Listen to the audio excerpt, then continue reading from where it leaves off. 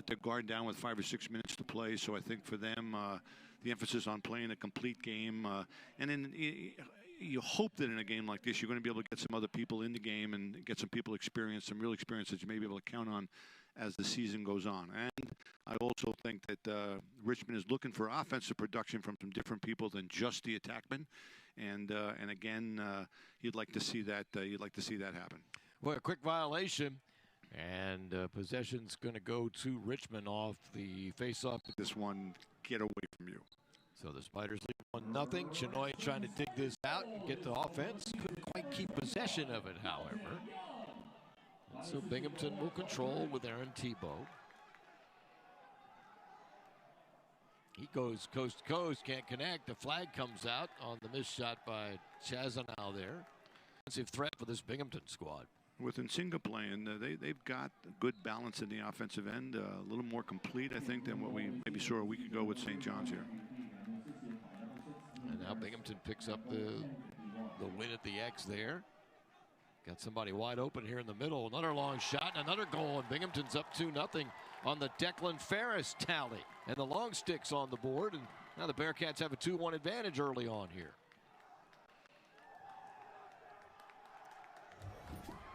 You can see Ferris is wide open the whole time. The defense unsettled off that face-off spot. And I've often said that teams that are good in transition are good because their long poles are a threat. For some reason, those long poles are always able to get open. When you got someone that can actually get to a good spot and finish an opportunity like that, then you're going to be more dangerous in those situations, and you want to take advantage of those. I don't care if Binghamton came into a game like this thinking that we want to slow it down and control the tempo. You still need to be able to take 2 transition goals and an extra man goal so far. Richmond, which they've done a nice job in the last couple of games of getting back in and taking away the transition, just needs to be a little bit more mindful of getting organized on defense. And look at this.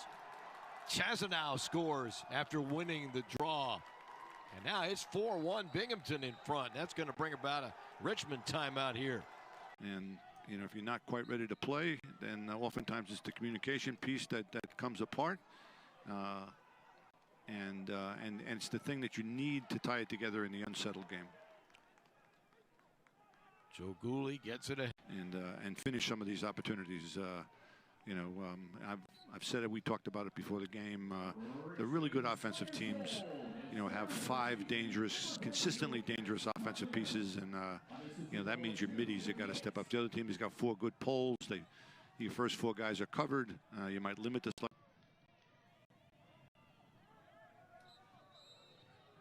Violation's going to give the face-off to Richmond, and that time Anthony Dicenso was out there for the Spiders on the draw, and not Jared Chenoy. And Dicenso has an out for Binghamton. All the coaching cliches sort of apply to the first quarter there. One team being hunted, if you want to say that about Richmond, and Binghamton may be playing with house money with nothing to lose, but they are playing that way.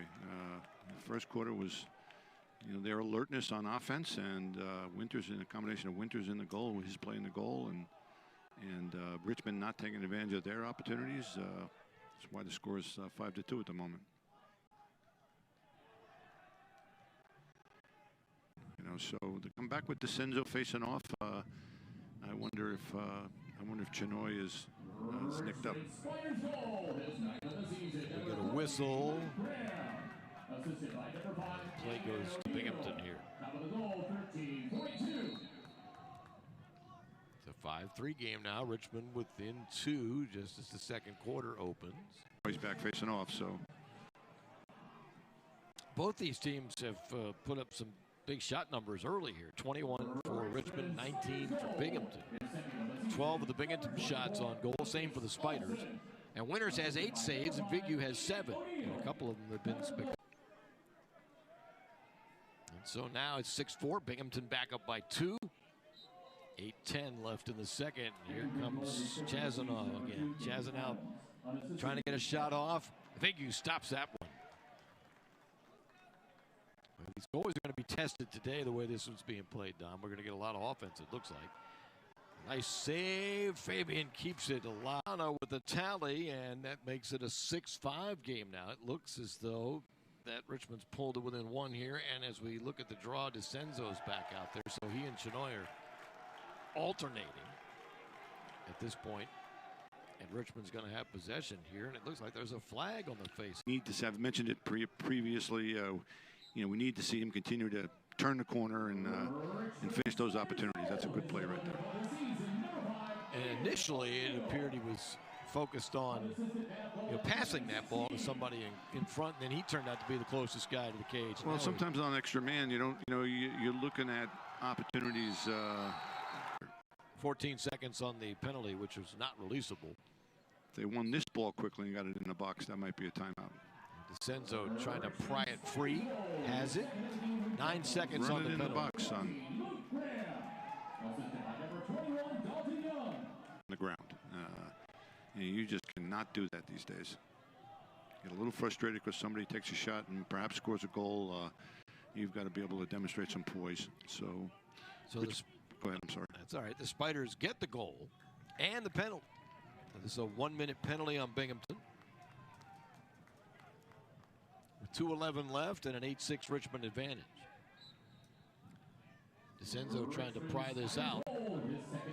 Joe Gooley's after it now, but Binghamton comes up with it. Second goal of the game for Dalton Young, 13th on the season. Lorenzo. But they're on the loose ball and they turn it into a scoring opportunity. They've, most of their goals have been scored in those kind of unsettled opportunities.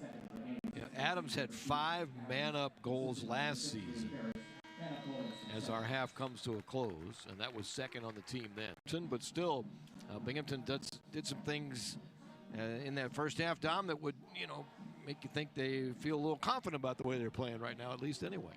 More good players everywhere. Duke in North Carolina found out last night that on any given Saturday or Friday night, these kind of upsets can happen. I think for Richmond, going to the locker room, you're talking about getting back in on defense and getting organized, talking to each other. We want to try to stay out of the penalty box if you can, and they just got to keep shooting, but they got to get on the cage. A little more discipline and shooting, a little more. So Nugent picks up that tally. And now it's a 9-7 Richmond advantage. Second of the year for Nugent.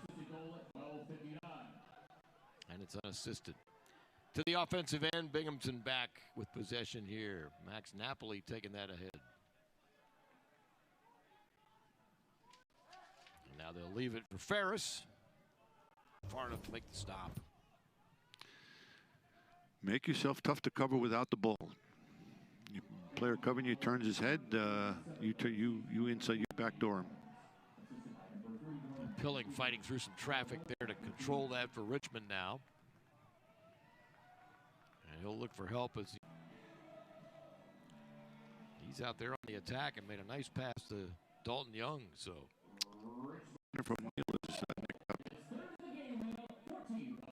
who Party's in there for. So a little pass to Tommy Stahl here. And it's 12-8 Richmond, 7:45 to go in the third, along with Don Starsky and the rest of our crew. Robert Fish here today, and the Spiders trying to pick up another draw here and get possession. They've got the 4-goal advantage, opening up a little room now between themselves and the Bearcats. And then backdooring these guys, and so it may be that we've asked a lot of the Binghamton defenders throughout. 5-goal Richmond lead. Chazanow comes up with a win. Spiders had also been winning player. Coaches talk about overhand shots all the time, and players are so skilled these days that they have the skill to be able to shoot some of those low to high shots.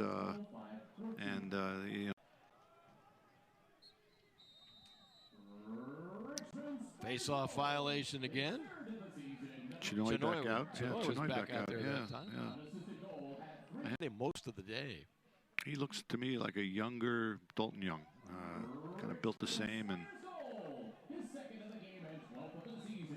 Binghamton tried to strike quickly there off the draw, and pushing out on defense a little bit, trying to make something happen. Is now trying to keep their fingers in the holes in the dike. Here's Chenoy trying to get a win. Comes out of there with it. He's going to shoot it. He carried it off to the side. Thought he'd take that shot. Flags are down. Over here to Stoll. This one gets away, but he'll be able to track it down. Also takes a 17-9 advantage here with 7:30 left in the contest.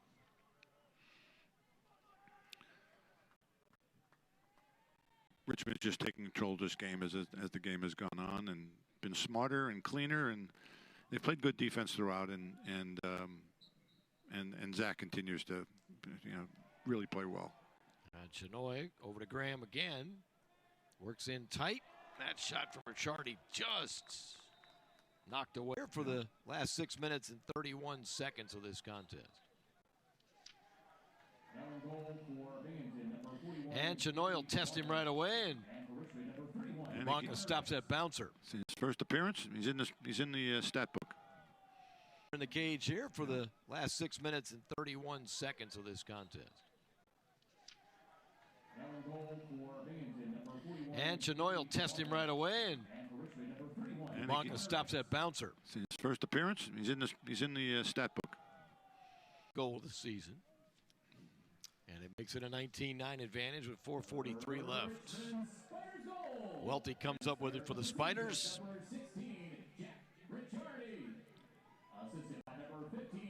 Up to Little John, and now the Spiders have it on the offensive end with Murphy again.